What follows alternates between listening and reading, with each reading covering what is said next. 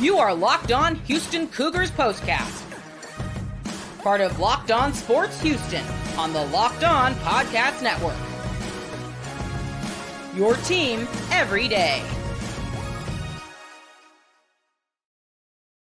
Well, it's the very first Locked On Coogs Postcast here on the Locked On Sports Houston page, and oh boy, do we have a disaster to talk about tonight. I am Michael Connor, the host of the Locked On Sports Houston page, and tonight I'm joined by the host of the Locked On Coogs Postcast, Parker Ainsworth, as we have, Parker, an absolutely disastrous start to the season to talk about for the Cougs tonight. Real quick, I want to remind you guys that 5-Hour Energy fixes tired fast with zero sugar and convenient portable size. It's the perfect pick-me-up for getting stuff done. Go to 5hourenergy.com and use promo code LOCKEDONCFB to receive 20% off your order. This offer is only valid until September 30th on one order and cannot be used with any other promotions. Go to 5hourenergy.com today. So, Parker, hi. We did the show the other night on your channel, your YouTube channel. And I felt like a lot of optimism for the 2024 Houston Cougars football season. And I'm going to tell you, you and I were texting during the game tonight, and I think they kicked it out of me by halftime. How about you? Halftime feels about right. The truth is I probably talked myself into that first drive of the third quarter. You know, you do that, like the first drive of the third quarter, you're like, oh, we can flip this all around right here. This is where it gets started. And then they move backwards on all three plays, and it got really bad really fast. It was a rough one, to say the least, start the start of the Willie Fritz era here in Houston. I have to say, I knew there was a rebuild coming, Michael, but I didn't know it was going to be like this. I mean, what are they going to do? From the standpoint of, the biggest glaring issue, I know you saw it tonight, we all saw it, they can't block anybody. I know that you said that, like, the offensive line's bad. You're like, dude, it's just like they're just like, let them run right by. What is this? What are they doing? It was pretty bad. Trying to think of like ways to be respectful about it, because truthfully, I think that like they had a couple transfers in. The center is a sophomore who is highly touted, but is just a sophomore. The truth is, a lot of the guys that were playing this year were last year's backups, and that doesn't make for good football, apparently. I got a different question, Michael, because we have a full season to play. Yeah. What offense can you run where you don't block people? I think we should investigate that. I'm honestly like wondering, would the triple option be a better choice for them? Like, just run out to the right and just kind of send everybody in one direction. Well, the Bill Yeoman answer going to, hey, if we can't block them, let's just not. It's great. Yeah. Like, look, they even threw like one of the picks that Donovan Smith threw tonight. You couldn't even get the ball. Like, you can't even run plays that are sideways. Your horizontal plays. Because he threw the ball where it gets tipped up. There you go. Like, it's just.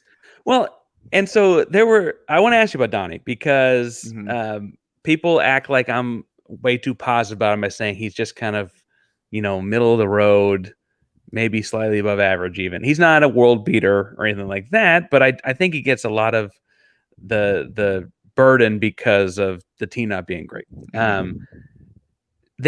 I still think the offensive line is the biggest issue. And I'm sure we'll get to the fact that at some point we got to talk about the fact that the third string quarterbacks only threw a touchdown. But did you watch Donovan Smith tonight and be like, this guy can't do it? Because I don't think I got there. No, I don't think he had any time to do anything. Like, you just kept watching him, and he's just, I wish he would probably use his instincts a little bit more if he has those instincts to get out and run. Like, I think we talked about that the other night. I think you said you expected him to run a little bit more last year than he did. And tonight, I mean, what was his numbers, because of the sacks and everything, drive you way down? He was only 12 carries for negative 24 yards. That was pretty good. That's pretty good, the box score. But no, I'm not going to like completely write him off. Do I think he's the world's greatest quarterback? No, but you can't even judge a player. You could judge his instincts on getting out of pressure and whatnot, but I don't think that you can judge completely on his throwing ability when he's literally fighting for his life all the time. Yeah, I think that's kind of where I'm at too, is that last year they had an offense with no offensive coordinator because they tried this like triumvirate thing of 3 people kind of sharing it. That clearly Always didn't works. work. Yeah. It's the old, if you don't have 2 quarterbacks, if you don't have one, if you don't have one offensive coordinator, so let's try 3. And then this year, it looks like at least game 1, he has no time to throw. I don't know. Again, obviously, like, could he have maybe not thrown the ball to the defensive lineman or whatever that was, that a linebacker blitzing, whatever that was, the pick 6? Sure. Could he put that in the dirt? I guess.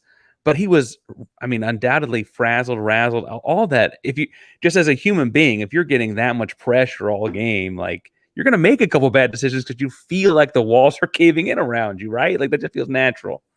Yeah. And, there were still some throws that he did make that it was like, I don't know about those. And like you said, some of them you just got to, what was the big play that they had down the sideline there, the big chunk play that he, fitted into a tight window there. That one's like, yeah. Oh, okay.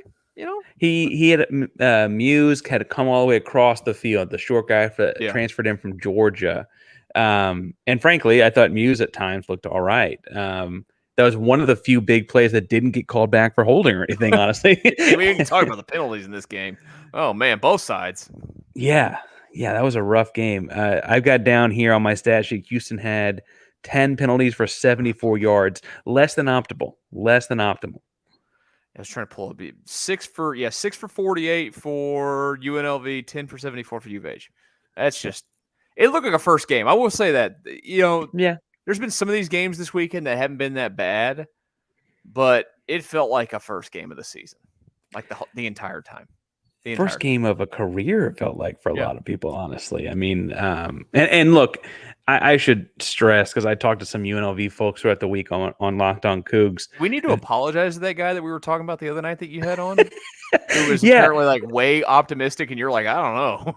And apparently he was right. They really do think, though, that they're going to be a playoff team. For folks that are new to the 12-team playoff, there is a guaranteed group of 5 spot. The highest ranked group of 5 team gets in, and UNLV is like, why not us about that spot? And, I guess an optimistic view would be like, oh, that's why that they're a playoff team, right? That's why they beat Houston. It's a playoff team.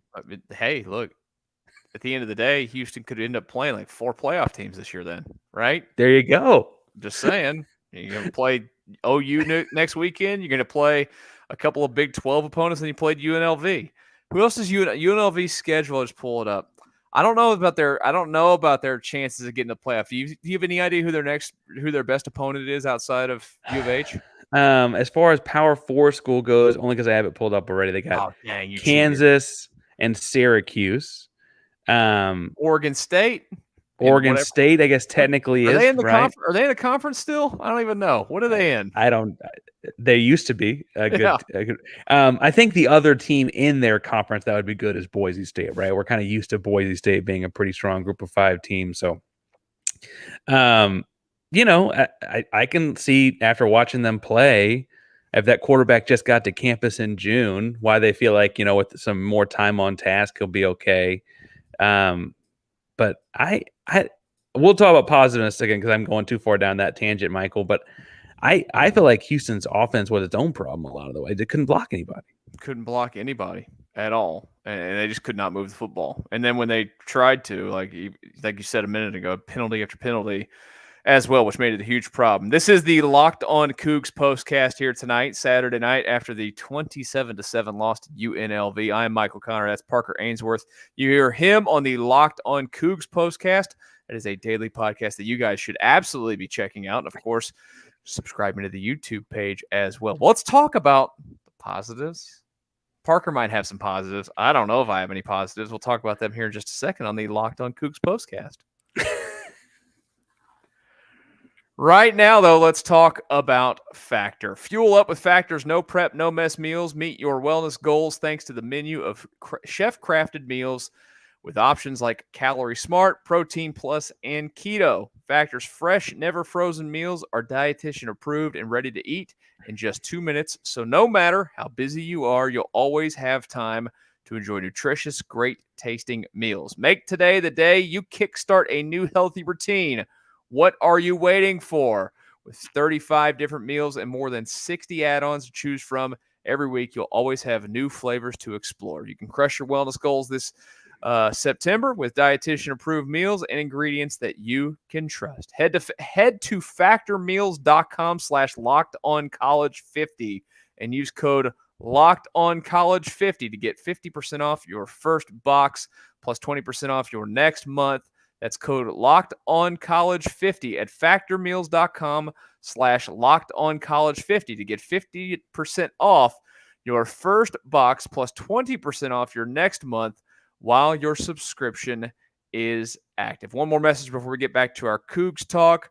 Passion, drive, and patience, the formula for winning championships, is also what keeps your ride or die alive. eBay Motors has everything you need to maintain your vehicle and level it up to peak performance. Superchargers, roof racks, exhaust kits, LED headlights, and more. Whether you're into speed, power, or style, eBay Motors has you covered. With over 122 million parts for your number one ride or die, you'll always find exactly what you're looking for. And with eBay Guaranteed Fit, your part is guaranteed to fit your ride every time or your money back. Because with eBay Motors, you're burning rubber, not cash. With all the parts you need at the prices you want, it's easy to make your car the MVP and bring home huge wins. Keep your ride or die alive at ebaymotors.com. Eligible items only. Exclusions apply. eBay Guaranteed Fit only available to U.S. customers. And normally I'd hit a transition there, Forrest Parker, but my great mouse has gone away again. I got to restart it. It is the Locked On Coogs Postcast. This happened the other night when we were doing the show, so this is the beauty of a live show. My mouse, I've replaced the batteries now 3 times, and it just keeps dying. I don't get it. I think the mouse is dead is the problem. So I'm probably going to it's a lot like the Cougars tonight because you know what?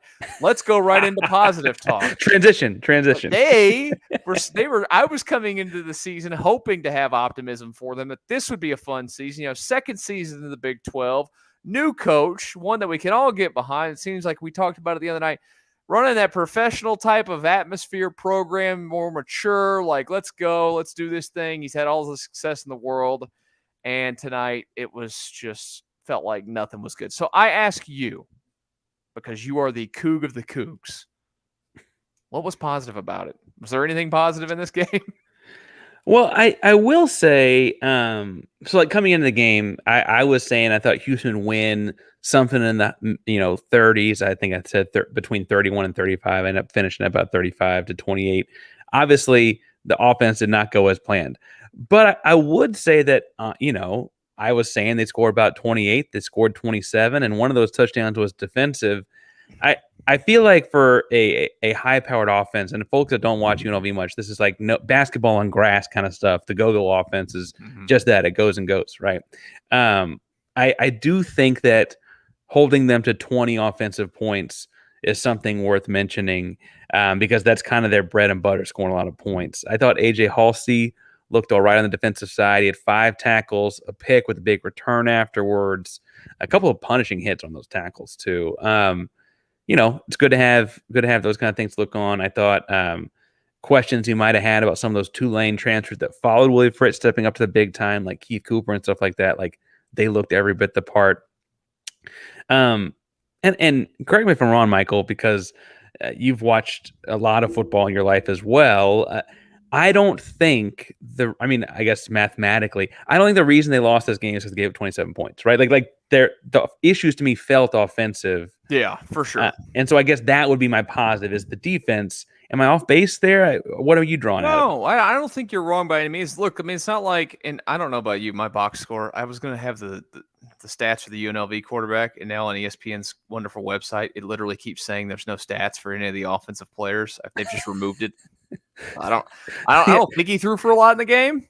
I knew the number earlier, but I don't anymore. Again, right. No, that game is gone. I don't know what you're talking about. The game never happened. It doesn't count. No, I think you're right though. Like it never felt like at any point that it was UNLV just beating you down. I will say one thing, and I need to see what the exact number was at some point. It felt like for a while they had a little bit of an issue getting off the field defensively. Mm-hmm. Like they get to those third down spots. I think early in the game, like UNLV was like 3 of 5 on third downs. And you know this, like you can't get off the field on third down consistently, then you're going to eventually give up some points. Like you're going to have some issues. But I would agree there. You know what? I lied to you, Parker. I do have a positive tonight. Oh. The special teams. Okay. Because they had a long punt return and they had a good kick return. So you know what? Look at me. I'm There you pulling it go. together. There you get go. the punt return and the kick return. I'll take it. Other positive. Is this the part where we talk about the third string quarterback? Yeah, absolutely. UNLV. Now, people last year were calling for UNLV to get more playing time because he came in at the end of the Sam Houston game in which Houston was on the other side of a blowout. They won that one in a Everybody blowout. loves the blowout quarterback, man. And he came lights in, it up. Oh he my threw a big God. touchdown. Exactly. He came in, threw a big touchdown at the end of a blowout where Houston won the blowout, and people got excited. This game, he comes in at the end of a blowout where Houston loses the blowout and throws a touchdown. It was 27-0 at the time. Threw a touchdown to your guy, actually. Talked about him last time we talked. Joseph Manjack. Yep. No gloves Manjack. And Poor Manjack tonight, by the way. Sorry. I don't want to interrupt you. He couldn't catch a break. He dropped one ball, but the rest of it, he couldn't catch a break. Is there, just to squash it, or if we need to pump it up, what are your thoughts on the third string quarterback coming in and throwing a touchdown in his lone drive in the game? Do we need to make anything out of that? I don't think you make anything out of it, but I think you have to at least keep it in your mind. You can't ignore it, given that you didn't get anything out of Donovan Smith tonight. And we talked about it. I don't think that either one of us wants to completely throw him away based off of what went out there tonight. What went on out there with him running for his life all over the place. And at the end of the game, UNLV doesn't have a bunch of guys that are out there looking to headhunt. I would assume they would still want to make plays, but they're not going out there looking to, crush the quarterback left and right the same way that they were early in the game. So, I don't think you go the crazy frenzy typical, oh, I love the backup quarterback on it, but it's nice to see, because if it does, okay, there's my question. How long do you let Donovan Smith go? If it stays like it did tonight, how many games in before you say I have to make a change? Because obviously you're going to go to LA there with as the option that can throw the football here. Well, because Zion Chris straight up didn't throw the football. Yeah. I think it's interesting too, because this is 100% a rebuild. Even in our most optimistic, positive spin of the day, this is a rebuild. Just what step of it you're on, right?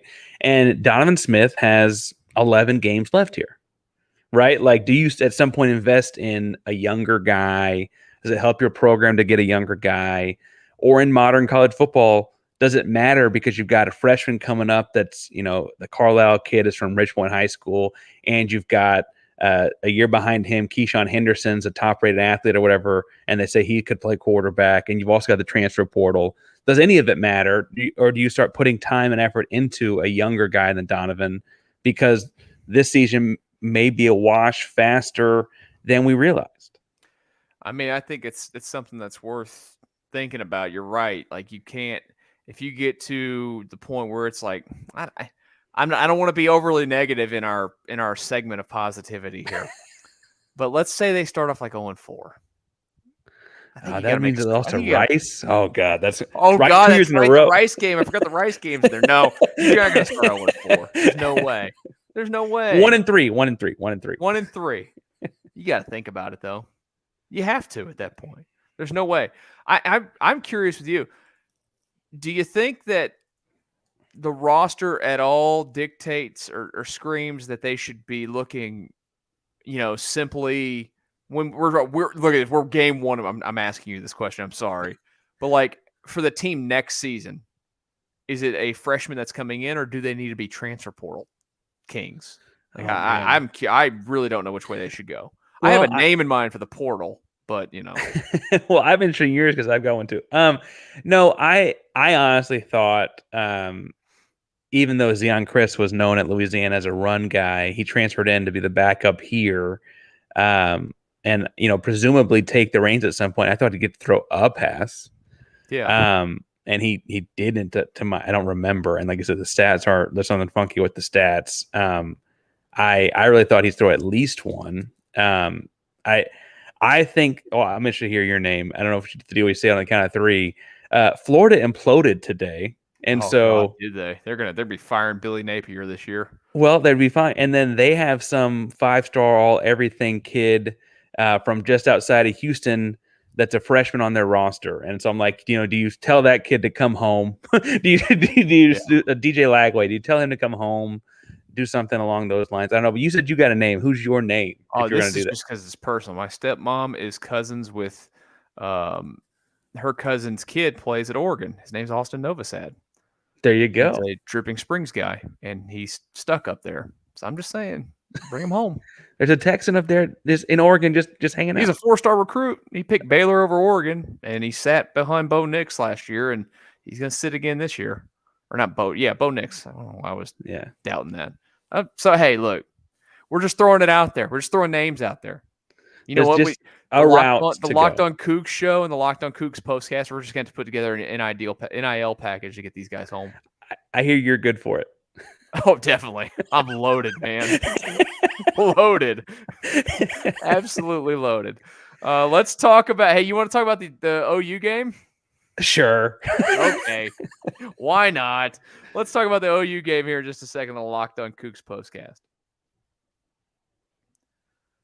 First, though, let me tell you about 5 Hour Energy.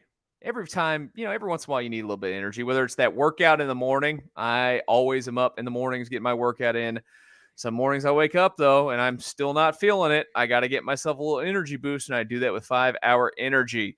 0 sugar and a convenient portable size is the perfect pick-me-up for getting stuff done. The 5 Hour Energy website, which you could go check out, 5hourenergy.com. They've got everything that you're looking for right there, where you can even build your own options for a 12 or 24 pack. You choose the flavors and it's delivered right to your door. They've got flavors like watermelon, tropical burst, grape, berry, and more. There's a flavor for everyone, so you can try them all. If you go to 5hourenergy.com, that is the number 5hourenergy.com, and get some 5 Hour Energy products today. You can use our promo code Locked On CFB to receive 20% off your order. This offer is only valid until September 30th on one order and cannot be used with other promotions. This code is not good on subscription orders. Go to 5hourenergy.com today. All right, the Locked On Coogs Postcast on a Saturday night. Thank you to everybody that stopped by. I know that we had some people watching tonight for our very first Locked On Coogs Postcast. Parker, thank you for deciding you wanted to hang out with me tonight instead of, sitting on your couch probably watching more college football, or going to bed, I should say, because, So before we get into next week's game, I guess here's our transition. You mentioned watching college football. Mm-hmm. On my screen right now, I'm not paying much attention to it, but Arizona State is on. That's Big 12 football. Oh, next week it is. Next week, Houston plays Oklahoma, and that's not Big 12 football. What makes sense anymore? It doesn't. It doesn't make sense. I haven't even scoured the rest of the Big 12 tonight. I had the A&M and Notre Dame game on one of my televisions. That game's still being played, by the way, as we're doing this. 13-13 in the fourth quarter. But neither team wants to play offense there. Maybe the Cougs should avoid getting a transfer portal player from that team. From those teams, I should say, for offense. Yeah. But the rest of the Big 12 was there anything of note in the Big 12 today that I missed in my not checking the scores? It's not over yet, but the Red Raiders are only up by 3. What a great Red Raider I am. I haven't paid any attention. I know that they were barely beating Abilene Christian, which is embarrassing. Abilene's got the ball 4th and 1, 7 seconds. I don't have it on, but that's what the website says. Oh my God, 45-42. What are you doing? BYU crushing Southern Illinois. You mentioned the Arizona game. Arizona State beating Wyoming. Penn State ended up beating West Virginia. Hey, you could be in the battle with West Virginia for who finishes last. I'm just saying. I wish we played West Virginia. I think we'd beat them. We beat them last year. You could. Oklahoma State beat South Dakota State. Kansas State beat UT Martin. Cincinnati beat Townsend. Iowa State took down North Dakota. Baylor took down Tarleton State. And then, of course, the U of H, UNLV. Man, a lot of these teams, they really scheduled hard for opening games this week in the Big 12. They really actually kind of did. Yeah.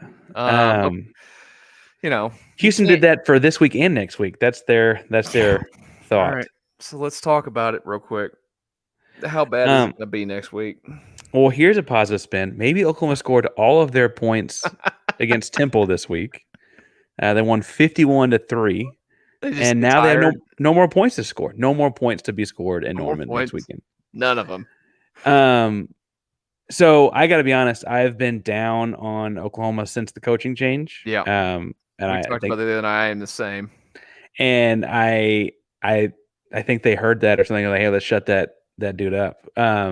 Jackson Arnold had 4 touchdowns in that game. Young quarterback, looked very impressive. I don't know. Temple is a team we used to play a lot, and so I kind of was interested to see how that one turned out. And it turned out that Oklahoma really, really is a lot better than them. Did you see any of that one? I did not see. I saw an alert for it on the touchdowns, but no, I did not watch any of it. I'm curious to see what the line looks like. It could be ugly. What was the line today on the Temple game? Do you know? It had to be at least 28, I'd imagine. It had to be in the 20s. It had to be at least. I can't imagine U of H isn't. I bet they're a 30-point underdog. I mean, it certainly. So here's the thing: is like you think about like UNLV will beat someone in the Mountain West Conference by a similar score. Yeah. I would imagine Oklahoma and that Mountain West team would be a 30 or 40 point spread. I think Houston gets better over the course of the year this year. I don't know why it would be any different as far as the spread goes next week. I really don't. I was just pulling up the Temple game real quick to see what the line on it was before the game started. It was Oklahoma 43.5. They covered. Man, 43.5. I got a bad story in Vegas back in the day when Oklahoma screwed me against Kansas. Screwed me on a 3-leg parlay. I was going to walk away with about $1,400. Oh, they needed Michael. to beat Kansas by 36. What do you think they beat them by? 35. 35. Of course Yep, it did. 35. Of course it I was did. a 21-year-old me, and I was not happy. Here's the spin. Good teams win, great teams cover. Houston just got to keep it closer than 30 or whatever we're saying. Well, Houston did not cover tonight. I tell you that. No, they didn't. The odds makers took a beating on this one if people were betting it. When I feel bad, I had several people text me what I thought. Not people tied to Houston or whatever. They texted me knowing that I would have been paying attention. I was like, oh, I think they win. I think it's 2.5 points. I think someone said they had 3.5 points. I was like, 3.5, it might be a field goal, so I could see that. But at 2.5, why not? Why not? My bad. Sorry. Don't bad. send Parker a bill. Don't do that. No, don't do that. Hey, what's your plan for the week on the Locked On Coogs podcast, so people can be prepared for what you got ahead on the week ahead? Yeah, so basketball season's good. No, I'm joking. We will do basketball at some point. We'll talk about Oklahoma, and I think what happens most weeks, Michael, is by Friday I've talked myself into Houston finding a way to win these games. I do think Oklahoma's vulnerable. I don't think Oklahoma's a juggernaut like they used to be, and I'm sure that I'll talk through different reasons and ways that happens. I'm sure we'll have John or one of the two guys over at Locked On Sooners come on too at some point. So we got a game to preview, get to play in an SEC stadium, kind of see what that's all about. Weird to call it an SEC stadium now. And those kind of things. You're doing postcasts every day, though, Mike. What are y'all doing? I mean, Astros the rest of the week. What do y'all got going on? Yeah, Astros red hot at the moment. Next week's going to be very busy over the weekend.